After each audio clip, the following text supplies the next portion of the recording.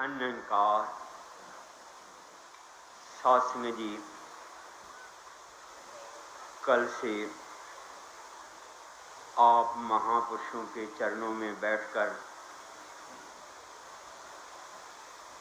जिन जिन गुरुमुखों के बोल सुनने का दास को अवसर मिला, मन में केवल एक ही बात बार बार याद आ रही थी। सब सैयां दे गुण हैं पले,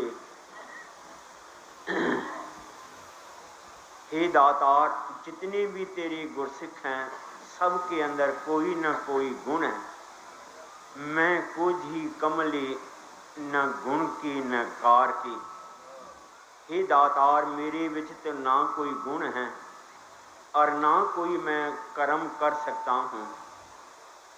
ये तो सास ही केवल इस दातार की कृपा है, बख्शिश है, जिसने अपने चरणों के साथ जोड़ रखा है।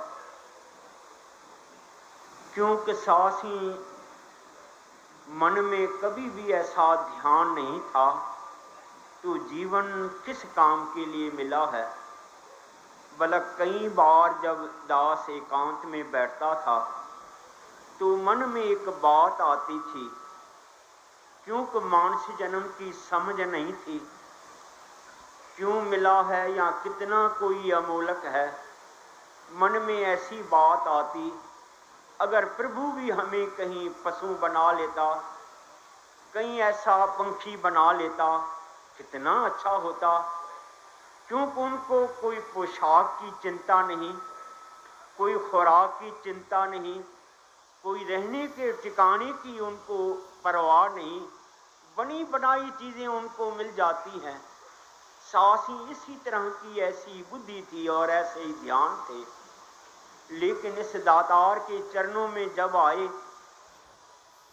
भाई लालो जी यहाँ बैठे हैं, जिन्हों के परोपकार से दास को ज्ञान हुआ। बल्कि दास ने जिस वक्त इन्होंने मुझे प्रेरणा इस तरफ, बहन जीत आदि ने, तो दास ने उस वक्त भी उनको यही कहा, क्योंकि भक्ति की समझ नहीं थी। हमने तो यही समझा था भक्ति होती है गेरुड़ते कपड़े पाने, संसार को छोड़ना, माला पकड़नी और इसी तरह राम राम रटते रहना।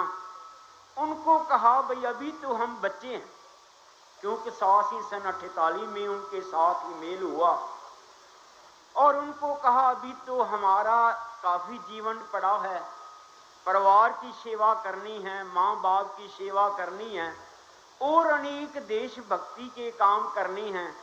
अगर अभी आप कह रहे हो ज्ञान ले लो, गुरु की भक्ति कर लो, प्रभु के साथ रच जाओ, तो बाकी काम कौन करेगा, कौन कैसे ऐसे आगे काम होगा। लेकिन दास सिर्फ ये बातें इस करके बता रहा है क्योंकि समझ नहीं थी भक्ति क्या चीज़ है। यहाँ आकर ज्ञान मिला और समझ आ गई। सासी ज्ञान के बाद भी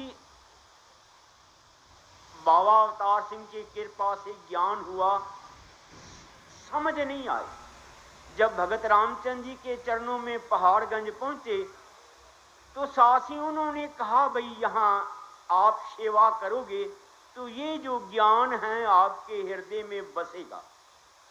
वो सेवा कराते थे, झाड़ू हुआ, पानी हुआ और अनेक दरियां बिछानी। उन दिनों में सेवा दल वगैरह तो थे नहीं, मेंबर नहीं, अपने ही सास ही हम करते थे। पूज्य मंगल सेन जी थे, दास था, नंदलाल जी थे और अनेक महात्मा, गांधी धाम के हुचंद जी थे। इसी तरह के 80 चंद से गुरमुख थे, उनके चरणों में सेवा करते थे। और सास ही वो कहते थे सेवा करोगे आपको लाभ मिलेगा। आपने सारी उम्र थोड़ी दरियां बिछाते रहना है, सारी उम्र थोड़ी ये काम कर रहना है। हम सोचते थे हमारा तो जीवन ऐसे ही गुजरता आएगा, दरियां बिछाते सारे काम करने, और हमने क्या करना, हमने तो और कुछ करना नहीं। लेकिन उनको पता था हमारा फ्यूचर, या उनको पता था संत सेवा की क्या महानता है। वो सास ही हमें समझाते थे ये काम करते रहो, निर्छत भाव से आपको लाभ मिलेगा। सास ही यहाँ तक भी मन की चतराई जाती नहीं थी वो महात्मा हमें ग्रंथों का अभ्यास कराते और भी अनेक बातें कहते। जब भी वो प्रसाद देते तो दास कहता, भाई महाराज बस बड़ी कृपा आपकी। कहते क्या हो गया? मैंने कहा भाई संतों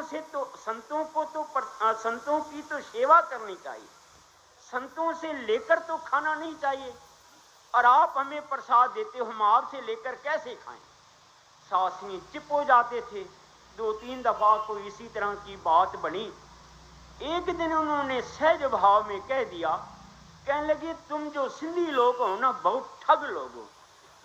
तो सासी मन में ध्यान आया, भाई कोई ऐसी ठगी तो की नहीं, कोई ऐसा धोखा क्या नहीं इनके साथ, ये कैसे कह रहे हैं तुम ठग लोग हो सारे? कहने लगे रोज कहते हो संतों की सेवा करनी चाहिए, संतों से लेकर खाना नहीं चाहिए, लेकिन आपने कभी सेवा तो की नहीं, सिर्फ मुझे कहकर मेरा दिल खुश कर रहे हो संतों की सेवा करनी चाहिए। सासी वो बात भी समझ आई, भाई अपने विच वाकई बोलने की भी समझ नहीं। इसी तरह की सासी दास 1-2 मिसालें सिर्फ इस करके दे रहा था, भक्ति की भी समझ नहीं, मानस जन्म की भी समझ नहीं, ज्ञान के बाद आकर फिर भी कोई समझ नहीं आई।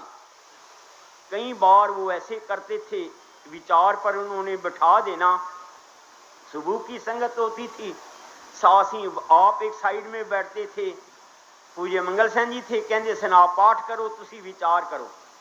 तो सासी उस वक्त सुबह को 4 बजे सर्दी के दिनों में किसने आना, 2-3 आदमी हम आते थे। तो मुझे कहने एक दिन विचार करो, मैं चिप हो गया।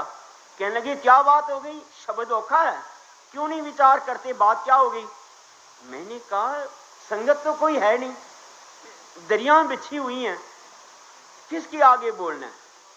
कहते किसके आगे बोलना है?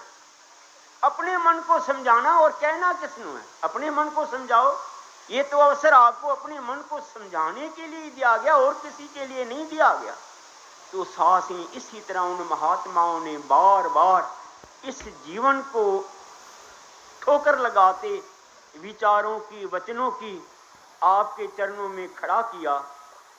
उसके बाद सासी आज जो आप देख रहे हो बाबा जी सामने हरदेव सिंह जी महाराज विराजमान, दास को तो सासी अभी भी ऐसी महसूस होता है, ऐसी कोई समझ नहीं है, ऐसा कोई सासी अकल नहीं है, केवल इन सदगुरु की महानता है।